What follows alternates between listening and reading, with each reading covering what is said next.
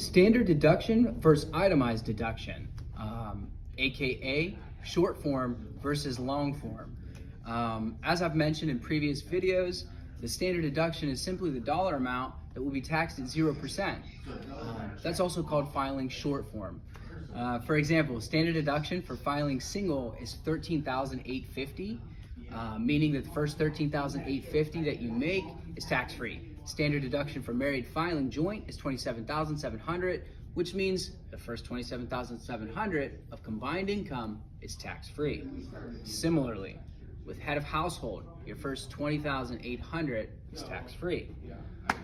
You can choose to itemize or filing long form instead, but just bear in mind that with itemizing, it needs to exceed the amount of the standard deduction for it to be beneficial.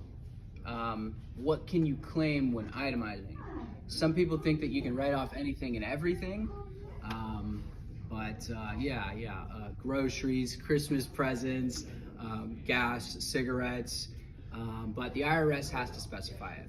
And so here's a list of some things that the IRS says you can claim.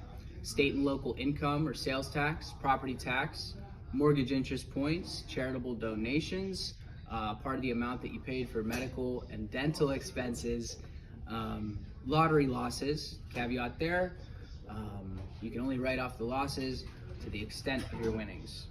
Lastly, and this is really important to know, that if you are married filing separate and one of you itemizes, the other also has to itemize. So even if it's beneficial for you to itemize, it may hammer your spouse with tax. Keep that in mind when considering short form versus long form. Hope this helps. I'll be uploading new content every day. Keep an eye out. See you at tax time, everyone.